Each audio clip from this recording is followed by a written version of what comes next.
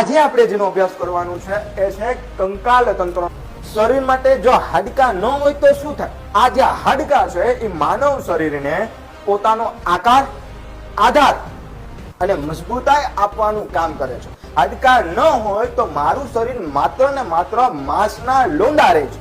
જેથી કરીને આપણે આમ ઉભાયેલા છે તો આમ ઊભી શકીએ નહીં. તો શરીરને મજબૂત રાખવા માટે શરીરમાં હાડકાની જરૂર પડે છે. નાના બાળકોના શરીરમાં હાડકાની સંખ્યા હોય 300. કેટલા હોય? 300. આ પરીક્ષામાં પ્રશ્ન પૂછાયેલો છે.